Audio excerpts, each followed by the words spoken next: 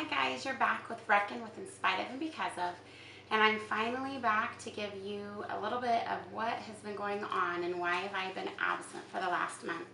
So today you're going to learn a little bit about why I've been absent unintentionally. This was not my plan, and it's going to start a little bit of a vlog series to go along with kind of what's been going on and treatment and everything. So to get started, I'm just going to kind of share a little bit about my story of where have I been, and hopefully in the end it helps somebody out there go through what I've been going through, and if it helps one person, I'm going to be ecstatic. So a little over a month ago, I ended up having a ton of pain. Couldn't figure out what it was, but it just started one week, and I called several of my different doctors. I've had a lot of abdominal surgeries, so I called my specialist just to see maybe if they knew what it was, or if I should get in, or how long I should kind of wait it out. And so this time, the end of April, I was in a ton of pain in my abdomen, pelvic region, and several times I almost went to the ER because it had gotten so bad and I had doubled over in pain. I called several doctors, and they couldn't get me in until the following week, and one of them said just go to my primary care. So I did. I ended up going on a Friday to my primary care, and she kind of laughed because I always seem to get things that are not common, or always seems to be a bigger issue than just like a common cold or a common problem, broken bone or whatever. And but she wanted to go ahead and do a scan right away, just to check and make sure that there was nothing major going on. And she sent me for a CAT scan, and they ended up finding several masses in my abdomen. They originally wanted me to go to the ER, and I chose not to, because I felt the only thing that they were going to do was run more tests, and I could wait till the following week, as long as my pain was under control, and they give me some pain meds, so I figured that would be fine. So that takes me to the following week, and I got in to have some ultrasounds on that Tuesday morning, and they confirmed that there were two massive cysts in my abdomen. One was in the left ovary, and then one was behind the uterus, and it was very scary because I've never had anything that large. One was 10 centimeters, over 10 centimeters, and one was over 9 centimeters. And basically it covered my entire abdomen from one side to the other, and was pushing on all of my organs, and obviously was causing the pain. And my doctor happened to be out at the time of my tests, and so and I knew she wasn't going to be able to get back to me till that afternoon, because she was out that morning, and she was just going to let me know. I assumed a nurse prior to the scans, and then my doctor actually called and basically said she had no idea what it was. She was very concerned, wanted to rule out cancer, didn't feel like it was, but because of the nature and how quickly it grew, and the size, the way that it looked, she wasn't 100% sure what it was, and she would just felt better if we went ahead and ran some more tests just to make sure. And the only other test was, I guess, the blood test, just to see if it might have the potential for cancer. And again, she said it was not likely, but it is a possibility. And she just basically expressed her deep concern for what was going on. And it was funny because at the time of the scans, the ultrasound or the sonographer, was like, oh wow, those are large. And at first I said, okay, so is it larger than 8 centimeters? Because the Friday before, I knew that I had one. I didn't realize that I had two. And they had said, oh, it's 8 centimeters, so we want you to go to the ER and all of that. And so in the sonographer, I said, so can you just tell me if it's gotten larger? Because if it got larger, might be more concerned. And she said, yeah, they both are. And I said, they both are? I don't understand. She said that I actually had two large cysts, and kind of told me where they were. And she obviously couldn't tell me more than that, but she just reassured that definitely would be causing pain, and that anybody in my situation would be feeling the way that I am. So at least it wasn't like a 1 centimeter cyst that was causing all this pain, because then, you know, that would have been kind of laughable. Um, I talked to my husband and my sister-in-law and my sister, and I just said, you know, I'm not going to be concerned unless my doctor is, because I trust her with everything. You know, I've been with her forever, and she's been through so many different things with me that I trusted her opinion, and I knew if she felt concerned, then I should feel concerned. If she didn't, then I knew I didn't need to be. So when she called that afternoon and expressed her deep concern, and she was just mystified as to what had happened and how quickly it had happened, and just, you know, I think the biggest concern was that we didn't know what it was or why it was there. And, you know, lots of things were talked about within that phone call, and I was trying to keep up with everything that she was saying and trying to keep my head, you know, from not going to the place that you don't want to go when you're scared and freaked out.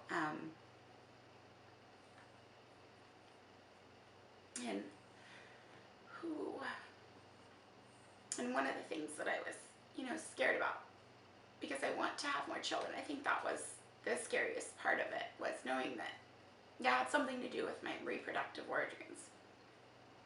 And the possibility of losing an ovary doesn't seem like a big deal to some people, but when you have a hard time getting pregnant and keeping a pregnancy, losing an ovary is kind of a big deal. And she expressed that, oh man, she expressed that that the ovary was probably basically dead and would have to be removed, mainly because of the sheer size of the ovary, and because when they did the scans, there was no, they couldn't find the ovarian tissue, basically.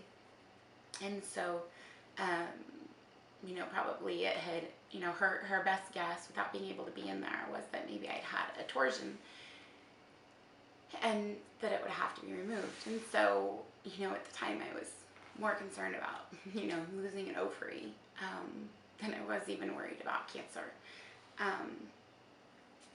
And mainly because, you know, we wanted a third, and so that was kind of our hope.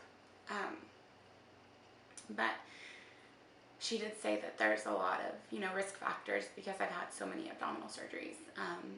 And, you know, the biggest fear is to puncture the bowel. And so she made sure to have all of the right people in there, as far as, you know, the surgeons, to have someone in there, you know, another OB to help her, and then have the general surgeon just in case it involved the bowels, which we were both pretty sure had happened, because I have a lot of scar tissue anyways.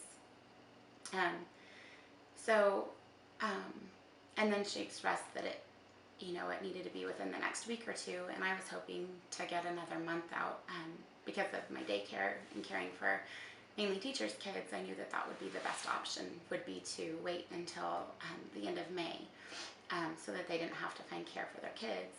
And she said absolutely not, that, you know, in a week, if possible, 2 weeks max, and she would do her best to get me in as soon as possible. So then that takes us to the following week when we had the surgery, and I wasn't scared. I was, you know, happy to get this out of me and to not be in pain anymore, and to really find out the answers as to what was really going on inside. And so we had talked about her going ahead and trying to fix, you know, my reproductive organs. We had to do that initially to get pregnant anyways. So, you know, if it didn't cause any harm, and if it wasn't too tricky based on what they found, she was going to do her best to basically reattach my reproductive organs, and give us the best chance at being able to have another baby. And so going in, I felt confident that things were going to be fine. The Friday before, I actually learned that I'd be in the hospital for several days afterwards, just because of the type of procedure and the amount of work that they felt like they might have to do. So when I woke up from surgery and spoke to my husband, I learned the magnitude of what they had found, which was very upsetting and very concerning. You know, like I said, I trust my doctor with my entire, you know, everything. she's just a wonderful person and a wonderful doctor, and she knows her stuff. So I trust her opinion.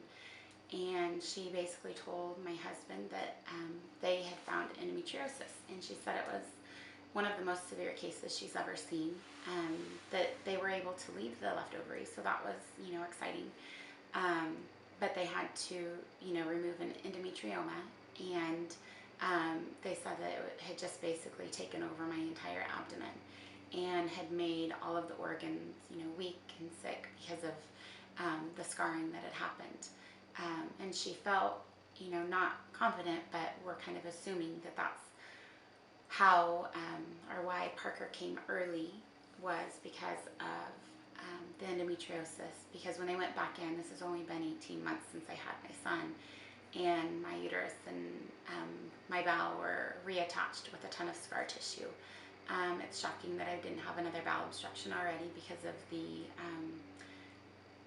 amount of scar tissue that they had found, and the way that it had kind of looped, the bowel had kind of looped in and out of the scar tissue and around. It was just kind of all a big ball of mess, the way that I understood it. And she said that they were unable to find the fallopian tubes, and but they were able to leave the left ovary, and they couldn't do everything because of all of the amount and the type of scar tissue that was in there.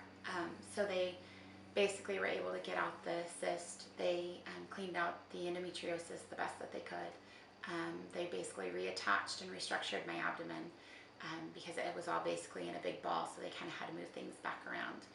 And then I was basically told that I probably wouldn't have any more children because of how severe it is. And not only that, but that I have to start a very strong medication to offset the endometriosis. And again, I'm still learning, so I'm not saying that I have all the answers by any means, but that I would have to start injections, Lupron injections, and then need to be on birth control to help keep the endometriosis at bay, and that we had to start these injections soon. And you're thinking medication, it's really not a big deal. I mean, I've been on a variety of medication throughout my life because of various medical issues. So it wasn't scary until you really look at the Lupron and what kind of side effects it has. And basically she said that I will gain weight no matter what I do, as far as if I work out or if I change my eating habits, that I can do quite a bit to try and offset, but that it will help gain weight. It basically throws you into menopause, and so I can have mood swings. I can be on this just kind of hormone, craziness, that I could be a complete witch.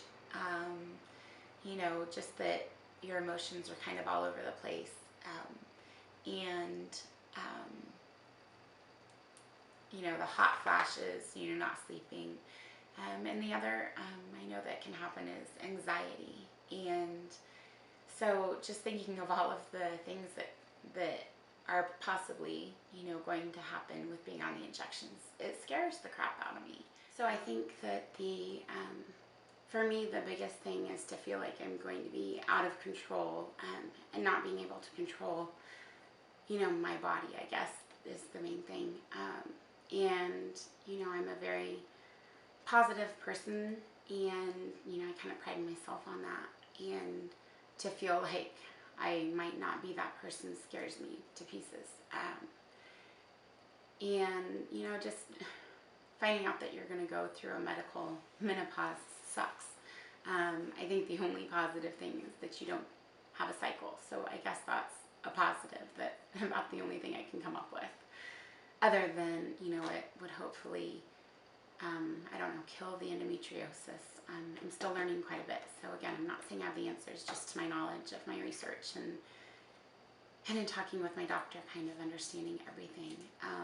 And so I spent 4 days, Thursday, Friday, 4 days in the hospital, and then came home, and I had 2 weeks of major recovery because of all the work that they had done. Luckily, they were able to do laparoscopically. They weren't really sure that they were going to do that, and going in, we felt like they were going to end up having to cut me open, and so I was prepared for that. So I was very excited when we found out that we could do it laparoscopically, and I believe that I had the best team of doctors in there. They did, puncture the bowel, and so they repaired that. We knew that that was a risk, and I'm very thankful that that the surgeon was in there, and the person that she had had with her was amazing and wonderful too. So now we're kind of in the recovery part. I'm only 4 weeks out. 4 weeks out. No, 3 weeks out. I'm only 3 weeks out. Is that right? 3 weeks out from surgery. No, it's 4 weeks. So I'm 4 weeks out from surgery. Just this last week and a half have finally been able to lift. I had a couple of setbacks from surgery, but now it's just kind of understanding and dealing with learning about endometriosis. My doctor's always wondered if I didn't have it, just based on various symptoms, but she's never been able to say officially that I had it, find evidence until this surgery. So, and I know a lot of women who have endometriosis. I haven't ever met anybody who had it this severe, who had to do injections or anything. So I think that that's scary, not knowing and not having anybody to talk to who's gone through what you've gone through, or is going through. Maybe someone who's been there, who can kind of lead you or guide you and support you, who's been there, I think is always so important. So I've kind of looked online, and I haven't really found anybody as far as support groups or anything, things that I think would be therapeutic to just kind of get me through. And so I think that's been hard, learning that I have 6 months of this, and then a possible hysterectomy is pretty scary, considering we were hoping to look if we were going to maybe have a third. I wanted 4, my husband wanted 2, we settled on 3, and now he's winning it too, haha. So, but, I love our boys, and if that's what we're going to have, then, I'm happy with that. They're wonderful and beautiful children. I just wanted a third one. I think that would be a good number for us, as far as playmates here, and, I just feel like that would help. I came from a big family, and both my parents came from big families, so that was always important to me. So, and if not, we have lots of wonderful friends and cousins, and lots of kids to play with, so we'll just kind of see where it is. But I had a lot of questions and concerns, and I wrote everything down, and most of it related to wanting to get pregnant again.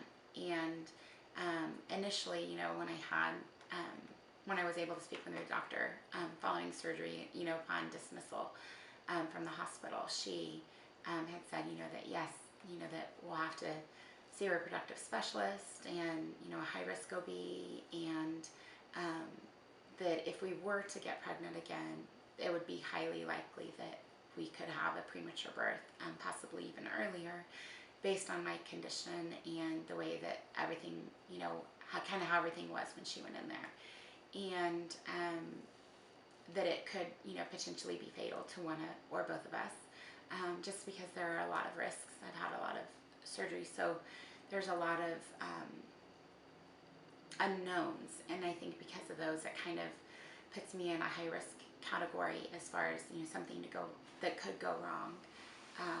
And I think in thinking with all of those, it's sometimes I'm happy with where our family is, and I'm just want to get through the endometriosis, and then other days I want one more. I always thought we'd have 3, so I wanted one more pregnancy. I love being pregnant, and my boys would be great big brothers. So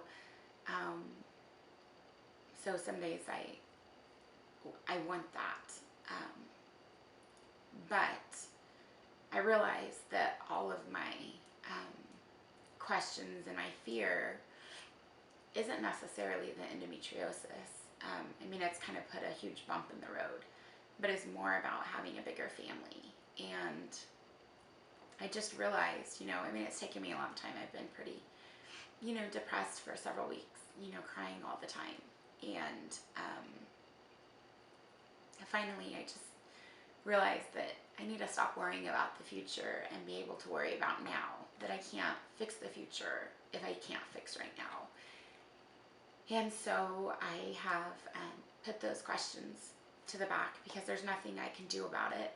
I'm not going to be able to get pregnant in the next 6 months anyways. The possibility isn't even there. I know that she had said that, well, probably the only way we could get pregnant is through IVF. And, at this point in time in our lives, that's not something either my husband or I would want to go through. It just adds more risks for me. And so if we weren't able to have one on our own, I think, then our family would be complete. But it just brought up so many questions, and I realized that my depression and being so upset was more about something I had no control over, and that I can't live in the future right now, that I need to take today and focus on today. And I need to focus on keeping healthy and, just being able to be a really good mom to my boys right now, and a good wife to my husband, and a good friend to my friends, and a good daycare provider to my kids that come. And I need to put my focus on today, not tomorrow. And when tomorrow comes, then I'll think about tomorrow. And when the next day comes, I'll think about the next day. And that really has helped bring my worry down. It's helped me focus my energy where it really should be focused, which is on my health right now and in this day. And hopefully that will take me to tomorrow. And, each day hopefully will get better. So that's kind of where my healing process is right now. I'm still trying to understand severe endometriosis and how it compares to the rest of my lovely surgical history, and what that means, for my body right now. And so I focus my energy there on healing, and then trying to stay healthy through the injections.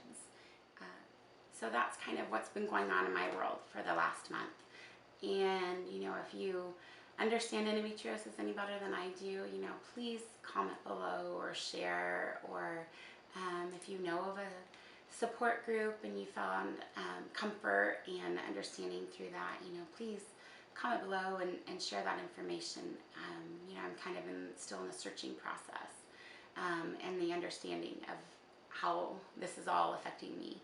I was happy to find answers, and at least we've got knowledge on our side now, and going forward with everything. So anyways, if you are suffering with endometriosis or severe endometriosis, or if you have started Lupron injections or have had any other procedures to relieve your symptoms, please share below, and I would love to hear from all of you. So thank you for taking time out of your day to learn a little bit about me and my past month of crazy whirlwind medical time. So I hope you have a wonderful day, and thank you for joining In Spite of and Because of with Brecken. Bye guys.